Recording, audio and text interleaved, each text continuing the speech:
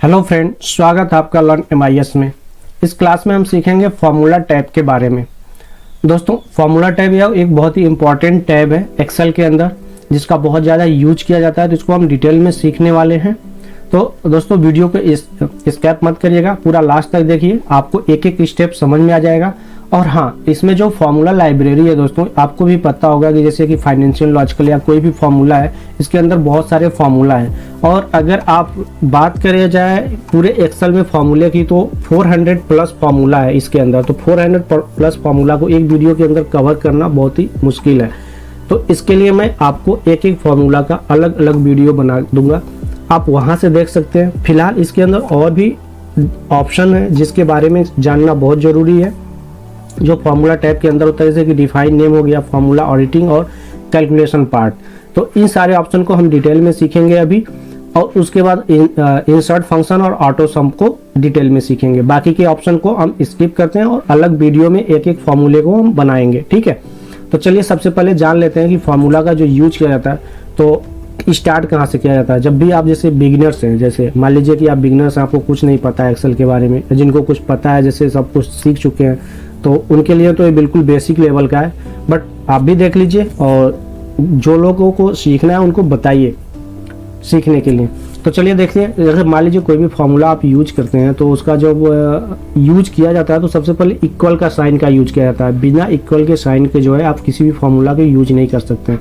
जैसे मान लीजिए आपको कोई भी वैल्यू को सम करना है, मान लीजिए कि मैंने यहाँ पे लिखा 20, यहाँ पे लिख दिया 30, इसको आपको सम करना है, तो आप वैसे आप चाहेंगे इसको लिख के सम करना, तो आपका सम ही नहीं होगा। जैसे कि मान लीजिए आप लिखते हैं 20 प्लस क्या लिखते हैं 30 लिखते हैं, तो आप इंटर करिए, देखिए ये सम हो रहा है, नहीं हो रहा है। अगर यही आप इसके आगे इक्वल का सिंबल लगा देंगे और इंटर कर दीजिए, देखिए ये आपका सम हो गया यहाँ पे। तो दोस्तों, किसी भी फार्मूला को यूज करने के लिए इक्वल का सिंबल लगाना बहुत जरूरी है। बिना इक्वल के आपको कोई भी फार्मूला वर्क नहीं करेगा, ये चीज़ ध्यान रखिए। नेक्स्ट ऑप्शन आता है प्लस। प्लस का, माइनस का और डिवाइड का और ये आपका मल्टीप्लाई का सिंबल दोस्तों आपको पता होगा। आप क्लास 1 से ही जो है आप मैथ पढ़ते आ रहे हैं, कहीं भी आपने पढ़ाई किया है, तो वहाँ से आपको ये सिंबल्स आपको पता होगा, इसका यूज क्या होता है। फिलहाल आपको एक्सेल में इसको यूज कैसे करना है मैं आपको बता देता हूँ। मान लीजिए यहाँ पे 20 से मैंने आपको प्लस का यूज करके दिखाया। अब मान लीजिए यहाँ पे माइनस का यूज करना है, तो माइनस का यूज करने के लिए यहाँ पे आते हैं। मान लीजिए यहाँ पे आपको इक्वल टू 30 में से 20 को माइनस करना है, 30 माइनस 20 यहाँ पे कर देंगे तो आपका ये माइनस हो जाएगा। नॉर्मल कैलकुलेशन है दोस्तों, जैसे आप अपने मैथ में करते थे, सेम वैसे आपका डिवाइड का है। मान लीजिए 30 को डिवाइड करना है 10 से, तो यहाँ पे आप इक्वल टू लिखेंगे। आप यहाँ पे डायरेक्ट वैल्यू लिख सकते हैं, डिवाइड बाई 10, आपका ये देखिए कैलकुलेशन करके दिखा दिया। ऐसे मल्टीप्लाई, आपको मान लीजिए कि इक्वल टू 10 मल्टीप्लाई 30 करनी है, आपका ये देखिए आ गया। ऐसे आपको परसेंटेज निकाल लिए, मान लीजिए 300 का परसेंटेज निकालना है, तो आप कैसे निकालेंगे, इक्वल टू जो आप अगर मैथ में फार्मूला पढ़े हैं उस पे आप निकाल सकते हैं। मान लीजिए आपको 5% निकालना है 300 का, तो आप क्या लिखेंगे 300, या तो इसका एड्रेस दे दीजिए 300, ठीक है, इंटू 5 कर दीजिए, 5 कर दीजिए, 5% निकालना है, डिवाइडेड बाई 100 कर दीजिए, ये आपका आ जाएगा यहाँ पे निकल के, ओके वैल्यू। अब अगर मान लीजिए यहाँ पे यहाँ पे जो 1500 ये आ रहा था, 1500 आ रहा है परसेंटेज में, क्योंकि ये परसेंटेज में आपका इसका चेंज है, तो चेंज करने के लिए इसको आप चेंज कर दीजिए, यहाँ पे जर्नल में कर दीजिए, ये देखिए आपका 15 हो गया। यानी आपका जो वैल्यू आना चाहिए, रिजल्ट 15 आना चाहिए, ये बिल्कुल सही है, ओके। तो ये चीज़ समझ में आ गया, परसेंटेज और सारे साइन का यूज कैसे करते हैं। अब चलिए नेक्स्ट आगे बढ़ते हैं। इसमें एक ऑप्शन है नेमिंग रेंज का। नेमिंग रेंज जो होता है, नेम मैनेजर, ये बहुत ही इंपॉर्टेंट ऑप्शन है दोस्तों, इसको आप अच्छे से समझिए। और इसका डिटेल अगर आपको जानना है, एक एक ऑप्शन को अच्छे से जानना है, तो मैंने एक इस पर पार्टिकुलर वीडियो बना रखा है, आपको डिस्क्रिप्शन में लिंक मिल जाएगा, या तो आप मेरे प्लेलिस्ट पे जाइएगा, वहाँ से आपको पूरा डिटेल वीडियो मिल जाएगा, शुरू से बिगिनर लेवल से। तो आप बिगिनर लेवल से पहले देखिए, अगर आप बिगिनर हैं तो। अगर आप एडवांस लेवल पे पहुँच चुके हैं तो आप एडवांस एक्सेल को देखिए, वो भी मैंने बना रखा है एडवांस एक्सेल का पार्ट, ओके। तो अब चलिए इसको देखते हैं। सबसे पहले दोस्तों इसका रूल समझ लेते हैं कि डिफाइन नेम जब भी आप करने चाहते हैं तो उसका रूल क्या है। अब जैसे मान लीजिए डिफाइन नेम पे आप क्लिक करते हैं, तो यहाँ पे देखिए आप कोई भी नाम देंगे, यानी नेमिंग रेंज का मतलब होता है किसी भी रेंज को नेम देना।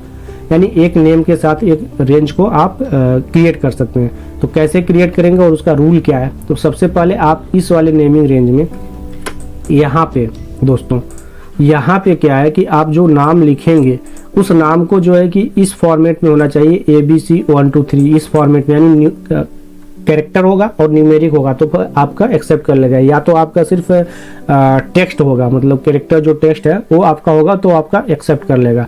अदरवाइज अगर आप न्यूमेरिक और टेक्स्ट देते हैं तो आपका एक्सेप्ट नहीं करेगा। जैसे कि एग्जांपल के लिए 1 2 3 ABC अगर इस तरह का नाम देते हैं तो एक्सेप्ट नहीं करेगा, या 1 2 3 देंगे तो भी एक्सेप्ट नहीं करेगा।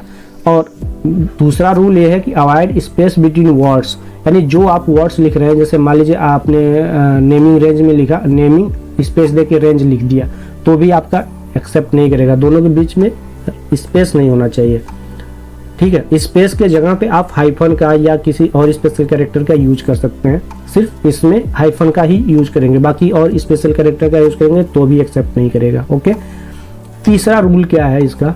अवॉइड रिवर्स वर्ड या pre defined words. Pre defined words का मतलब ये हो गया कि जो एक्सेल के अंदर आपका प्री डिफाइन, यानी जैसे कोई फॉर्मूला है या कोई ऑप्शन है उसका आप नाम मत रखिए। अगर रखेंगे तो वह एक्सेप्ट तो कर लेगा, लेकिन बाद में जब आप उसका यूज करने जाएंगे, जहाँ पे यूज करेंगे वो आपको कंफ्यूजन क्रिएट करेगा, ठीक है। तो इस चीज़ का आप अवॉइड करेंगे इस चीज़ को। फिर नेक्स्ट ऑप्शन जो आता है, नॉट मोर देन 255 कैरेक्टर्स, यानी जो आप यहाँ पे नाम लिख रहे हैं इस जगह पे, वो नाम आपका 255 कैरेक्टर से यानी अक्षर से ज़्यादा नहीं होना चाहिए। कुछ स्पेशल लोग होते हैं तो वो लोग इतना लंबा चौड़ा नाम रख सकते हैं, बट इतना लंबा कोई नाम रखता नहीं है। बट कुछ लोग हो सकते हैं रखें, तो उसका भी एक लिमिट है 255, उससे ऊपर जाएंगे तो आपका एक्सेप्ट नहीं करेगा। ये चीज़ समझ में आ गया।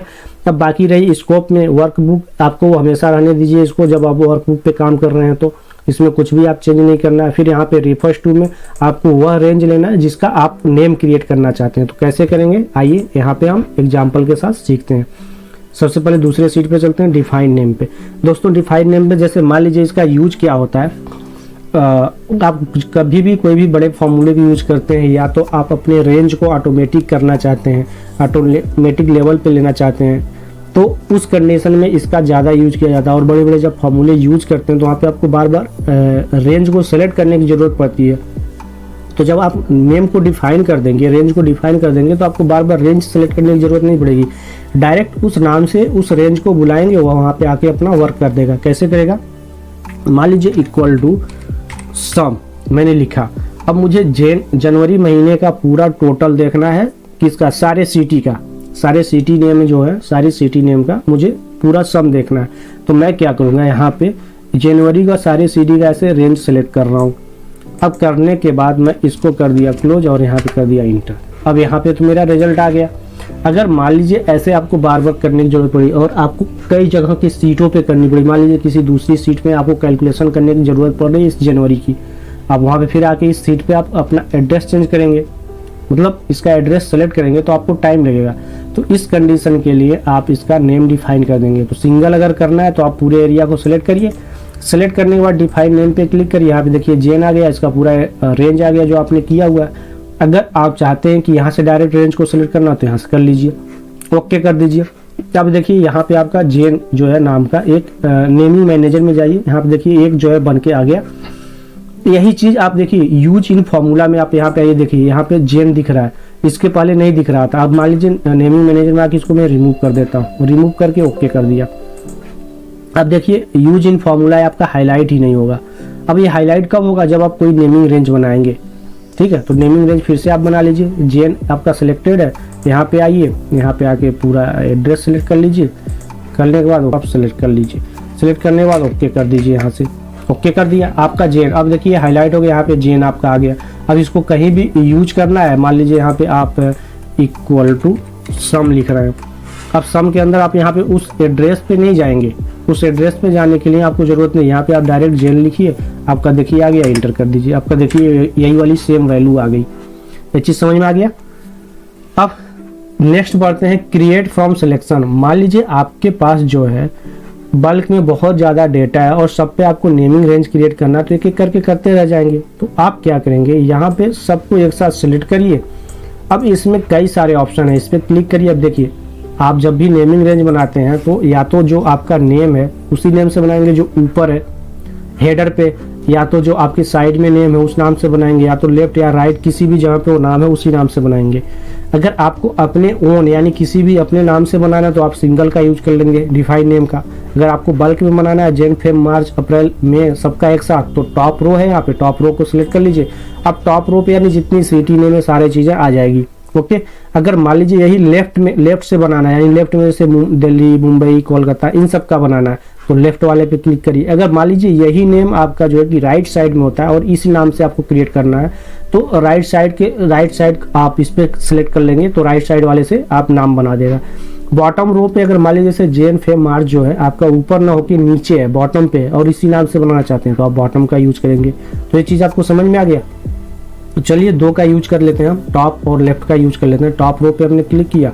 अब देखिए दोस्तों, आपने नेमिंग मैनेजर में देखा था सिर्फ जेन का आपको दिखा रहा था, अब इस पे आप क्लिक करिए टॉप पे। अब देखिए आपका बन के रेडी हो गया। अब नेमिंग मैनेजर में आइए। अब देखिए जेन के अलावा आपको और भी सारी चीज़ें आ गई, मई, अप्रैल, फेब और सिटी नेम सारा बन के आ गया। ओके, अब यहीं से आप मान लीजिए सिटी नेम को एडिट करना चाहते हैं तो यहाँ पे देखिए आइए, एडिट करके देख लीजिए। इसका रेंज को घटा बढ़ा सकते हैं, रिमूव करना है, नाम को चेंज करना है, सिटी नेम को कुछ और नेम देना है तो यहाँ पे आप नाम को चेंज कर सकते हैं, ओके कर सकते हैं। ओके, ये तो एडिट का पार्ट हो गया। अगर डिलीट करना चाहते हैं किसी को तो आप यहाँ से पकड़ के सिलेक्ट करिए और डिलीट कर दीजिए, आपका डिलीट हो जाएगा।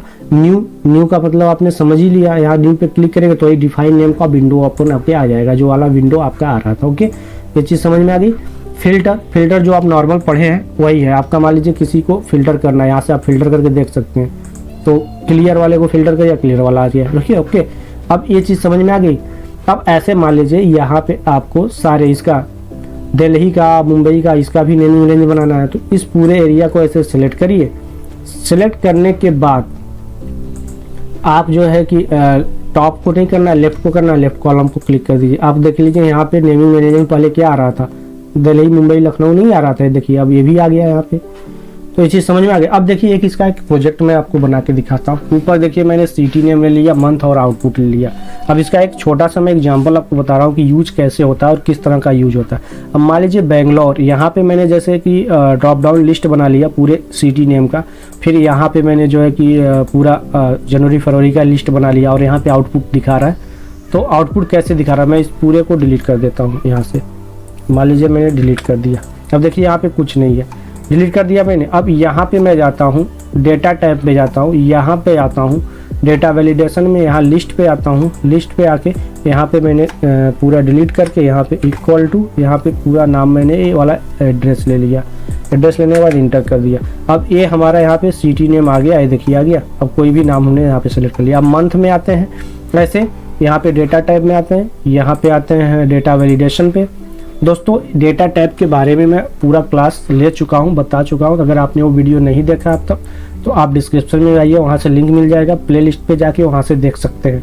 ओके, तो आप इस डेटा टाइप को देख लीजिएगा, इसमें मैंने पूरा डिटेल बताया हुआ, आपको पूरी अच्छी तरह से समझ में आ जाएगा डेटा वैलिडेशन अगर आपको नहीं आता है तो। आप लिस्ट पे आइए, यहाँ पे आप जो है कि ऐसे मंथ का पूरा देखिए मैंने एड्रेस ले लिया, ओके कर दिया।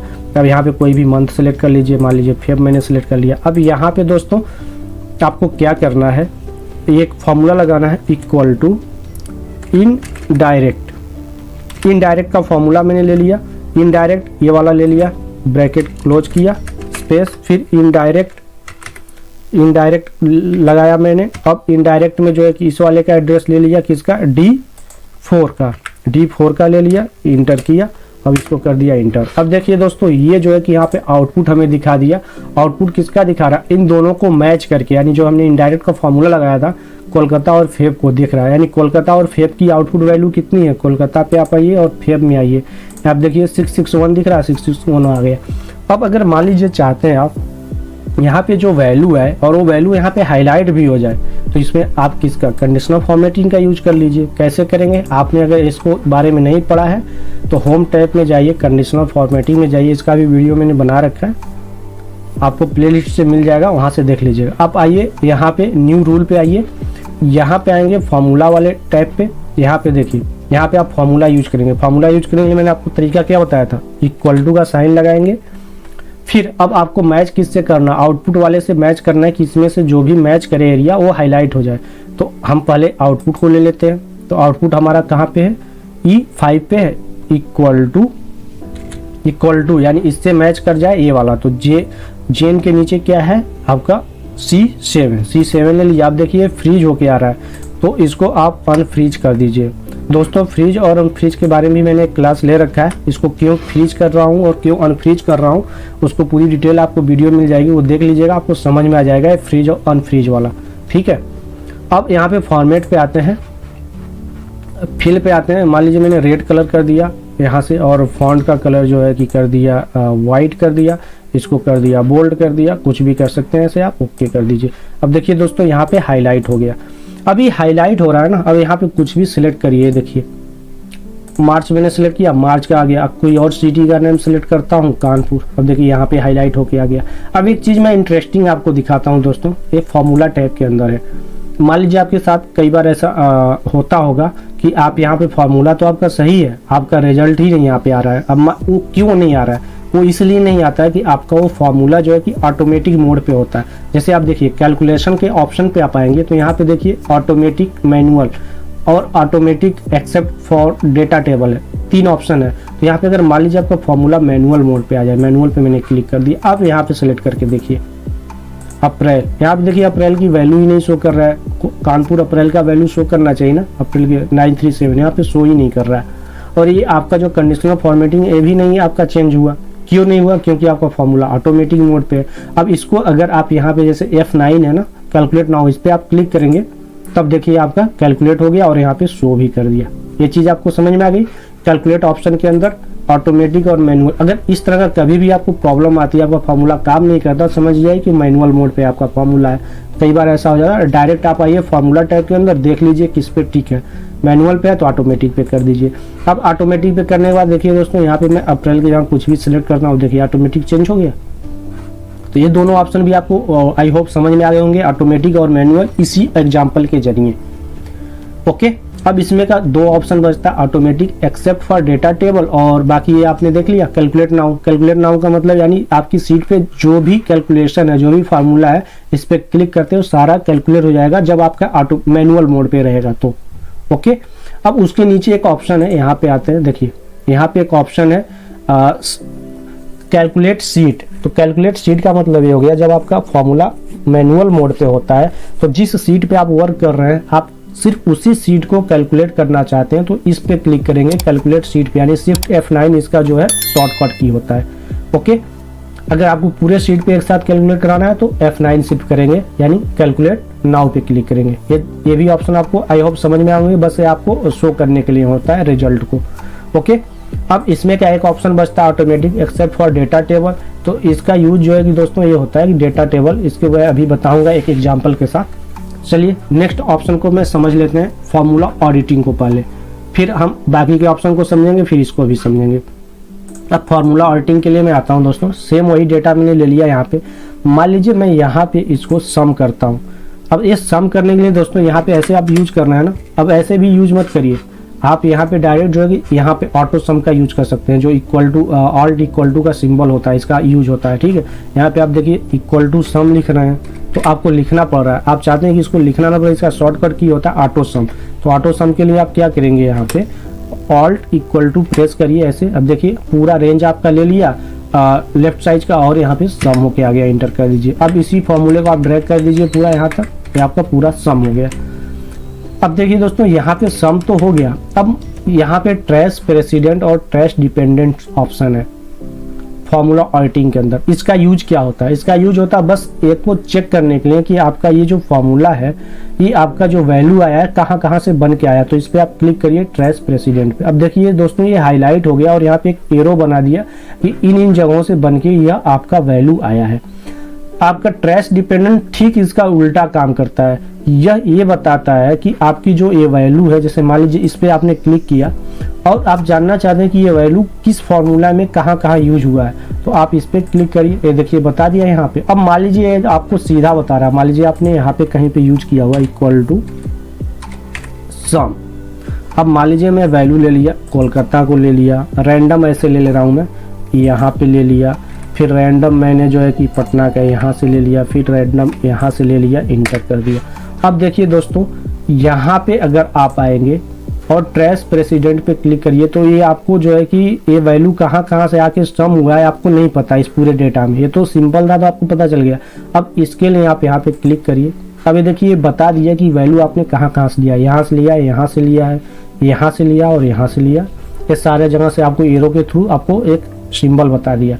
अब इस एरो को आप रिमूव करना चाहते हैं तो रिमूव एरो पे क्लिक कर देंगे तो सारा एरो एक साथ डिलीट हो जाएगा। इसमें कई ऑप्शन है दोस्तों, इस पर आप क्लिक करिए। देखिए remove president arrow. President arrow मतलब जो आपको प्रेसिडेंट एरो सिर्फ वही रिमूव होगा, डिपेंडेंट्स नहीं होगा।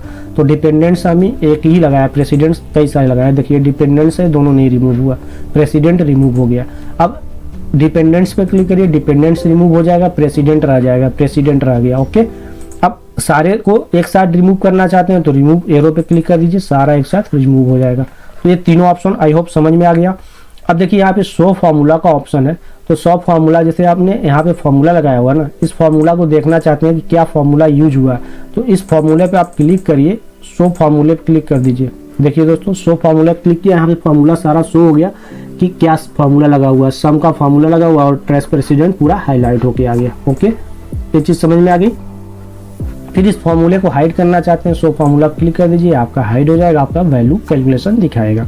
तो कई बार ऐसा भी होता है, जरूरत पड़ती है कि फार्मूला देखना होता है क्या फार्मूला लगा हुआ है, तो इसका यूज करके आप देख सकते हैं। फिर आता है एक option error checking. Error checking का दोस्तों बस एक ही यूज है, जैसे कि आपके जब भी कोई फार्मूला यूज करते हैं वहाँ पे आपका एरर आ जाता है, तो एरर क्यों आया है, कहाँ से आया है, उस चीज को देखने के लिए इसका यूज किया जाता है।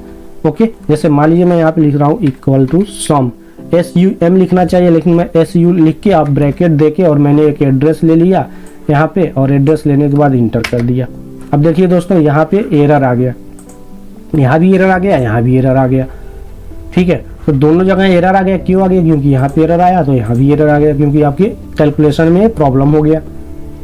अब ये जानना है कि एरर कैसे आया है, इस पे एरर चेकिंग पे क्लिक करिए, यहाँ पे आ जाइए। देखिए आपको बता रहा है सम आपने जो लिखा हुआ है, सम के अंदर आपका ये जो है कि यहाँ पे प्रॉब्लम है इस वाले रेंज पे, ई से लेके K5 तक जो भी है।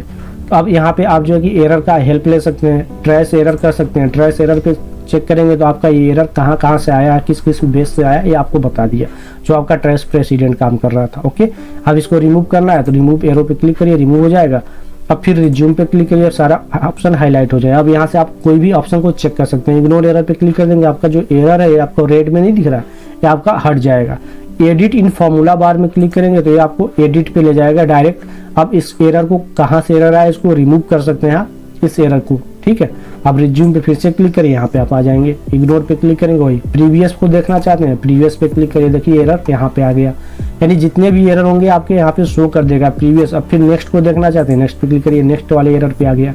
ओके, ऑप्शन पे आप जाएंगे, यहाँ पे देखिए तो ऑप्शन पे वही फॉर्मूला ऑप्शन का खुल जाएगा जो आपको यहाँ फाइल मेनू के अंदर मिलता है। ओके, तो यहाँ से भी आप जो है कि इसका कलर और सारी चीज़ें ग्लिट्स वगैरह चेंज करके देख सकते हैं। तो यहाँ से आपको कुछ नहीं करना है, बस ये आपको व्यू करने के लिए होता है। ओके, तो आशा करता हूँ आपको एरर चेकिंग के अंदर जितने भी ऑप्शन है समझ में आ जाएंगे। इसका यूज क्या होता है, बस शो करने के लिए होता है। ओके, ये चीज़ समझ में आ गई।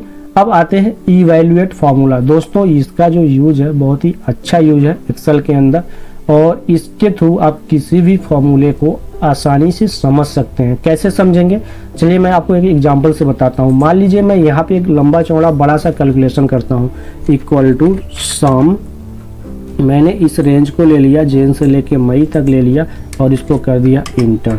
अब मैं इसी फॉर्मूले के अंदर एक फॉर्मूला और लगाता हूँ, प्लस करके सम, फिर जो है कि मैं एक एड्रेस ले लेता हूँ, मान लीजिए कोलकाता को पूरा यहाँ से सम कर देता हूँ इसी पे। अब देखिए दो सम इस पे हो गया, दो सम मिलके वैल्यू बनी है। मान लीजिए मैं फिर एक सम इस पे लगा देता हूँ, सम। अब इस बार फिर किसी और को वैल्यू को ले लिया मैंने, इंटर कर दिया।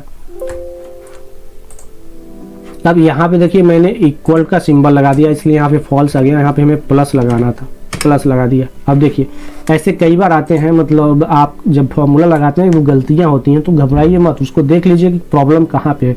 अब प्लस के जब मैंने इक्वल साइन लगा दिया था, टाइपो मिस्टेक हो गया था, तो ऐसे अब के साथ भी टाइपो मिस्टेक होता है, तो उसको चेक कर लीजिए। ओके, अब मान लीजिए मैं यहाँ पे एक कैलकुलेशन और लगा देता हूँ, इंटू का सिंबल लगा के 10 से मल्टीप्लाई कर देता हूँ, इंटर कर दिया। अब वैल्यू आपकी कुछ और आ गई।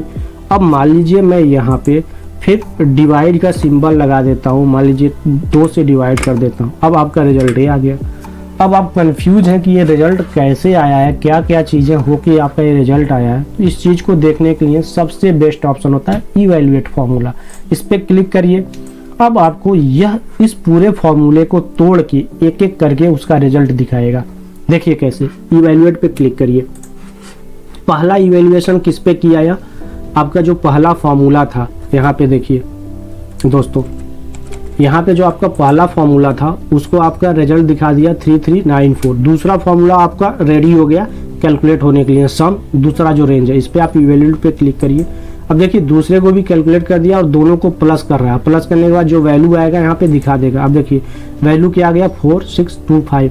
फिर प्लस सम एक और है, इसको भी कैलकुलेट करेगा। क्लिक करिए नेक्स्ट टाइम, देखिए उसको भी कैलकुलेट कर दिया। अब यहाँ पे नेक्स्ट कैलकुलेशन के लिए हाईलाइट क्या हो रहा है, ये देखिए नीचे एक जो है कि अंडरलाइन का ऑप्शन दिख रहा है। अब 2264 को 10 से मल्टीप्लाई करेगा, फिर ये प्लस करेगा। ओके करिए। अब देखिए मल्टीप्लाई कर दिया। मल्टीप्लाई करने के बाद अब ये प्लस नहीं कर रहा क्योंकि यहाँ पे एक डिवाइड भी है, तो डिवाइड 2 से हो रहा है, इस वैल्यू को डिवाइड कर दिया। ये देखिए आपका रिजल्ट क्या आ गया 11320 आ गया। अब इन दोनों को प्लस कर देगा तो ये आपका पूरा रिजल्ट आ गया। तो एक एक पार्ट को आपने क्या किया, अलग अलग तरीके से कैलकुलेट करके समझ लिया, जबकि आप यही इसको क्लोज कर दीजिए। अब आप अगर चाहते यहाँ से समझना तो क्या पॉसिबल था, यहाँ से आपको समझ में आ रहा है क्योंकि तो टोटल कैलकुलेट करके दे दिया। लेकिन आपको इसको समझने के लिए इवैल्यूएट फार्मूला का यूज करके आपने आसानी से समझ सकते हैं, जो फार्मूला समझ में नहीं आता उसको। अब देखिए दोस्तों नेक्स्ट ऑप्शन है वॉच विंडो। इसका कुछ खास यूज नहीं होता है, बट इसमें एक बहुत ज़बरदस्त यूज है एक्सेल में। जैसे मान लीजिए आपके मैंने यहाँ पे एक डेटा लिया हुआ है, इस डेटा में मुझे चेंजेस करना है। बॉस ने दिया है भाई, मुझे एक टारगेट दिया है कि भाई 2 लाख का जो अमाउंट है, इस अमाउंट को सारे एम्प्लॉय में डिस्ट्रीब्यूट करना है। मान लीजिए वो एम्प्लॉय 10,000 हो सकते हैं, 2,000 हो सकते हैं, 1,000 हो सकता है, 50 भी हो सकता है, 100 भी हो सकता है। और उसका जो है कि मान लीजिए आपने यहाँ पे डिस्ट्रीब्यूट कर दिया। अब सबका टोटल यहाँ पे आ गया 71,600। और जो आपने बॉस ने जो है कि टारगेट दिया हुआ है, मान लीजिए 1 लाख का दिया है, 50,000 का दिया, जो भी दिया है, अब उसके हिसाब से आपको डिस्ट्रीब्यूट करना है सबको, कितने दिन का किसको क्या क्या देना है उसको आपको देखना है। तो अब आप यहाँ पे जब भी चेंज करेंगे तो बार बार आके आपको यहाँ नीचे देखना पड़ेगा कि कितना हो रहा है। ओके, नीचे आपने फार्मूला लगा रहा है तो वॉच विंडो का यूज करिए। इस पे आइए, यहाँ पे देखिए पहले से मैंने एक वॉच लिस्ट बना रखा है, तो मैं क्या करता हूँ इसको सिलेक्ट करके यहाँ से रिमूव कर देता हूँ। देखिए दोस्तों ये जो है कि आपका फंक्शन बार के अंदर आ रहा है, तो मैं इसको मूव करके नीचे ला देता हूँ। जब भी आप फर्स्ट टाइम यूज करेंगे तो ऐसे आएगा, या ऐसे आएगा इस तरह से। अब देखिए यहाँ पे जो हमने बना रखा है इसको रिमूव कर देता हूँ। रिमूव करने के लिए इसको सिलेक्ट किया, यहाँ देखिए डिलीट वॉच का ऑप्शन आ गया, इस पर डिलीट कर दीजिए। अब हमें नया वॉच लिस्ट बनानी है, तो यहाँ पे न्यू वॉच पे क्लिक करेंगे।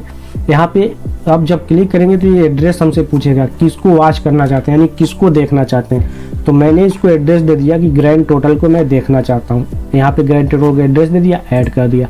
अब यह दोस्तों ऐड हो गया। अब इसमें बुक 1 में है, किस टैब में है, उसका नाम क्या है, वॉच यहाँ पे दिखा रहा है। ठीक है, यहाँ पे इसको बड़ा करके देख सकते हैं, ऐसे छोटा बड़ा करके। वॉच विंडो है नेम, सेल किस में है, H9 में यह यूज हो रहा है, वैल्यू कितनी आ रही है और कौन सा फॉर्मूला यूज हुआ है यहाँ पे शो कर रहा है।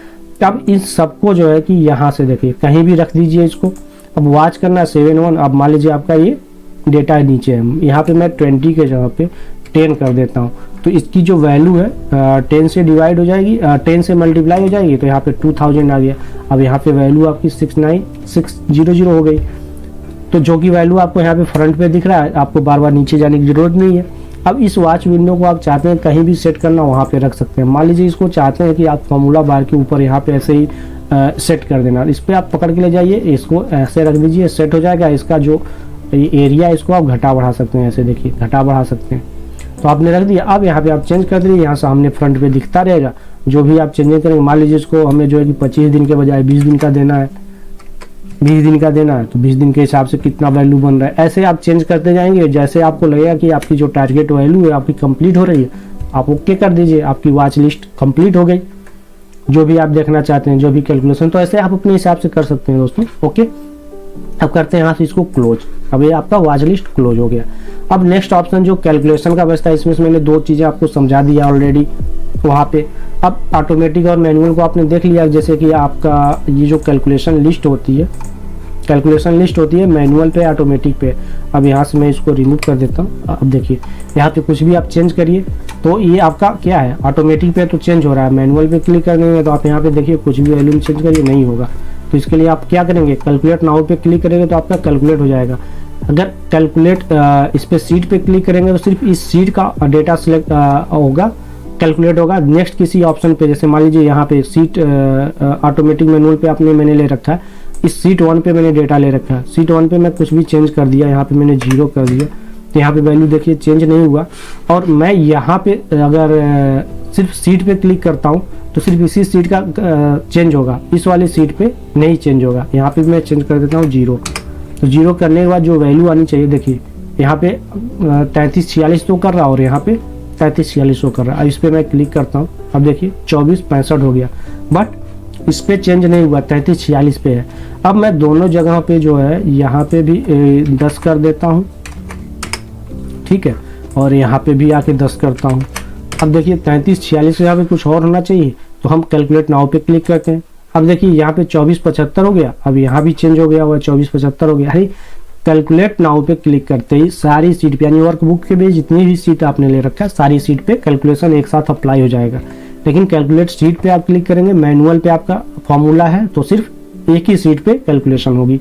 तो ये चीज़ आशा करता हूँ आपको समझ में आ गया मैनुअल के अंदर आपका ये दोनों ऑप्शन कैसे काम करता है। और सबको ऑटोमेटिक, यानी आपको ये सब करने की जरूरत ना पड़े तो ऑटोमेटिक पे रखिए फॉर्मूले को।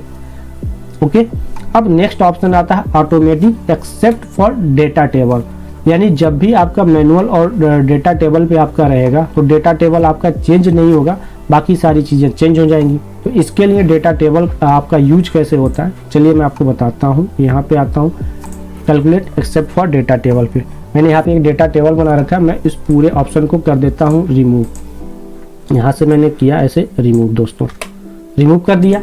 अब देखिए सबसे पहले यहाँ पे आप चेक कर लीजिए हमारा जो ऑप्शन है या मैनुअल पे है, ठीक है। अभी हम जब इसको बनाएंगे तो यह काम नहीं करेगा। कैसे नहीं काम करेगा, ये देखिए मैं यहाँ पे एक डेटा टेबल बना रहा हूँ, 1 लिख दिया, यहाँ पे इसको इक्वल टू इसको एड्रेस ले लिया, मल्टीप्लाई कर दिया इसको, यहाँ पे आ गया एक रिजल्ट, यहाँ पे मैंने लिया 2 3। अब इसको मैं एक टेबल में कन्वर्ट करता हूँ, यहाँ से आके मैं इसको 10 तक कर दिया, फिर यहाँ पे मैंने मान लीजिए 5 कर दिया, यहाँ पे 6 कर दिया, 8 कर दिया, 4 कर दिया, 3 कर दिया। एक टेबल बना रहे हैं, इसका टेबल बना, इस सब को मैंने सेलेक्ट किया। सेलेक्ट करने के बाद मैं जाता हूँ दोस्तों डेटा पे। डेटा जो ऑप्शन है इसमें मिलेगा आपको व्हाट इफ एनालिसिस के अंदर डेटा टेबल, ठीक है दोस्तों। तो यही ऑप्शन जो है वहां पे है और इस ऑप्शन को समझने के लिए यहाँ पे आना पड़ेगा, क्योंकि इसका कैलकुलेशन यहाँ से होता है डेटा टेबल से, वहां से नहीं होता है। अब आप इस पर क्लिक करिए दोस्तों। इसके बारे में मैं पूरा डिटेल में यहाँ पे नहीं जा रहा हूँ, इसके बारे में अगर आपको डिटेल में जानकारी लेना है तो मैंने डेटा टैब का एक कंप्लीट ट्यूटोरियल बना चुका हूँ, आप उसको देखिए।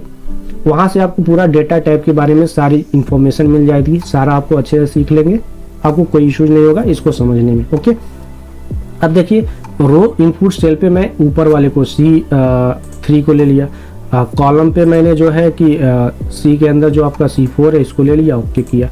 अब देखिए यहाँ पे दोस्तों रिजल्ट क्या आ रहा है, 0 0 आ रहा है। क्यों आ रहा है, क्योंकि हमारा जो यहाँ पे फॉर्मूला टैब पे आते हैं, ये ऑप्शन किस पे है, मैनुअल पे। अभी मैं इसको ऑटोमेटिक पे करता हूँ, automatic except for data table, ठीक है। अब तब भी आपका कैलकुलेशन नहीं हुआ, अब इसको मैं ऑटोमेटिक पे करता हूँ। अब देखिए ऑटोमेटिक पे करती है, कैलकुलेट हो गया।